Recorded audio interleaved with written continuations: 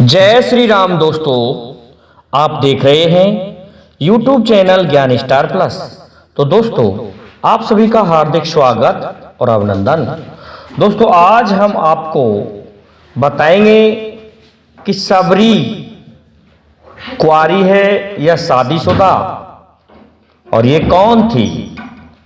दोस्तों, इसे जानने से पहले जिन भाइयों ने अभी तक हमारे चैनल को सब्सक्राइब नहीं किया है, तो उन भाइयों से मेरा निवेदन है कि वे हमारे चैनल को सब्सक्राइब अवश्य कर दें, साथ ही बेल आइकन को भी प्रेस कर दें, जिससे कि आने वाले वीडियो का नोटिफिकेशन आपको मिलता रहे।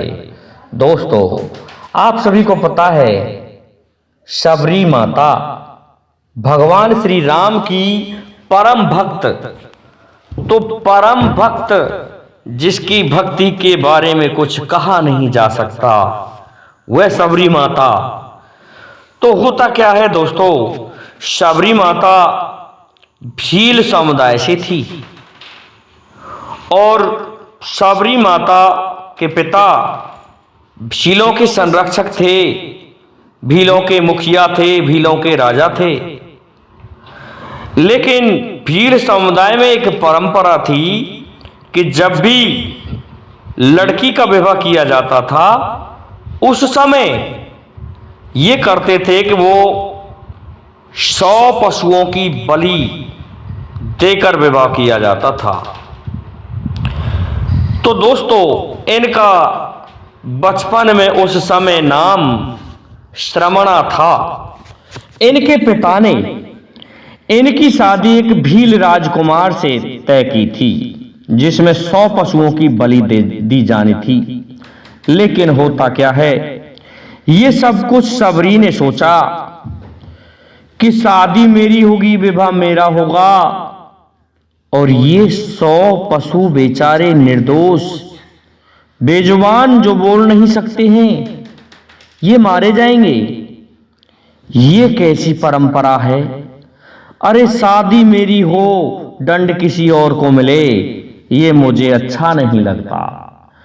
इस बात को देख के सबरी का, दोस्तों, श्रमणा का हृदय द्रवित हो गया और वह विवाह से एक दिन पूर्व ही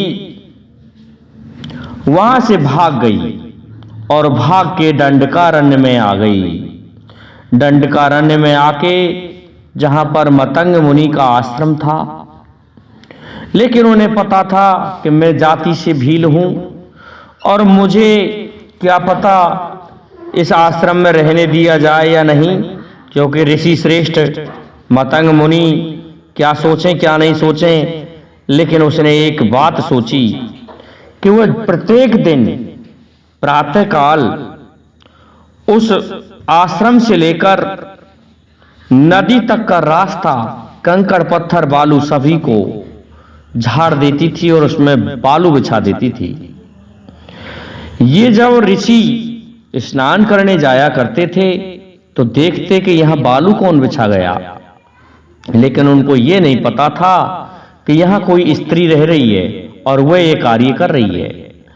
दोस्तों, एक दिन मतंग मुनि ने देखा कि एक भील बालिका उनके आश्रम से लेकर नदी तक का रास्ता साफ कर रही है और उसमें बालू बिछा रही है।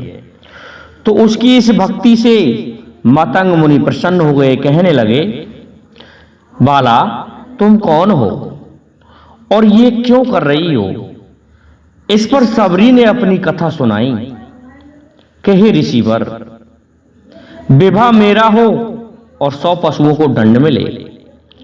मैं भील पुत्री हूं, जाति से भील हूं, और मेरा विवाह एक भील राजकुमार से तय हुआ था, जिसमें 100 पशुओं की बलि दी जाती और वे बेजुबान मारे जाते। ये मेरा हृदय कभी भी सहन नहीं कर पाएगा। इस कारण से मैं वहां से एक दिन पूर्व ही भाग के यहां आ गई थी। लेकिन मैं सोच रही थी कि ऋषि मुझे अपने आश्रम में प्रवेश देंगे या नहीं। इस बात को सुन के मतंग मुनि प्रसन्न हुए और कहने लगे, तुम मेरे आश्रम में ही रहा करो। तो इस प्रकार से मतंग मुनि की शिष्या बन गई सबरी। उसी आश्रम में तपस्या करने लगी। जब मतंग मुनि की आयु बहुत अधिक हो चुकी थी तो मतंग मुनि ने सोचा कि अब मेरा अंतिम समय आ चुका है। तो सबरी से कहने लगे, हे सबरी, आपको कहीं जाने की आवश्यकता नहीं है, मेरा अंतिम समय आ चुका है, इसलिए अब मैं जाना चाहता हूं। परंतु ऐसा है, तुम्हें मैं एक बात कह रहा हूं कि भगवान श्री राम आपके पास एक दिन मिलने अवश्य आएंगे। मेरा यह वरदान है तुम्हें, इसलिए तुम्हें उनकी प्रतीक्षा इस आश्रम पर ही करनी चाहिए और कहीं जाने की आवश्यकता नहीं है। इस बात को सुन के सबरी गदगद हो गई। गुरुजी अपना शरीर पूरा कर जाते हैं। इस प्रकार सबरी प्रत्येक दिन उस आश्रम में भगवान श्री राम की प्रतीक्षा करने लगी और प्रत्येक दिन प्रभु श्री राम के लिए फूल और सुंदर बेर तोड़कर मीठे फल चख कर लेकर आती थी और जिससे कोई भी बेर खट्टा ना हो, उनके प्रभु श्री राम को खट्टा ना लगे, ये उनकी सोच थी। होता क्या है, एक दिन सबरी को ढूंढते हुए देख रही है सबरी के दो सुंदर राजकुमार आए हुए हैं। सबरी समझ गई कि मेरे प्रभु श्री राम पधारे हैं। सबरी की आयु उस समय बहुत हो चुकी थी, लेकिन सबरी देखती है कि सिर सिज लोचन बाहों विशाला, जटा मुकुट सिर और वनमाला। दोस्तों, सबरी ने देखा कि कितने सुंदर बाहों वाले, विशाल बाहों वाले, लंबी भुजाओं वाले प्रभु श्री राम पधारे हैं। फुर्ती से आती है, प्रभु श्री राम को आश्रम पर ले जाती है, उनके चरणों को धोती है और अपने चखे हुए बेरों में से प्रभु श्री राम को देती है। भगवान श्री राम उसकी भक्ति के अनन्य भाव में डूब गए और उसके बेर बड़ी पवित्रता के साथ चख चख के देती गई। सबरी प्रभु श्री राम खाते गए, भक्त के वश में होते हैं प्रभु।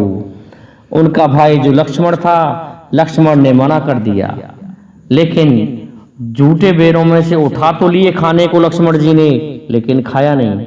उसका ये परिणाम हुआ कि जो भी भक्त की भगवान यदि अवज्ञा करते हैं या भक्त भगवान की अवज्ञा करते हैं तो उसका परिणाम कुछ अलग ही होता है। तो राम रावण युद्ध में शक्ति लगने के कारण मूर्छित हो गए थे लक्ष्मण जी। दोस्तों, वही उस भक्त के बेर ही सरजीवन बूटी बने थे। तो आप समझ गए होंगे दोस्तों कि सबरी कुंवारी थी या शादीशुदा। तो दोस्तों, आज के लिए इतना ही काफी है। जय हिंद, जय भारत, जय जय श्री राधे, जय जय श्री राम।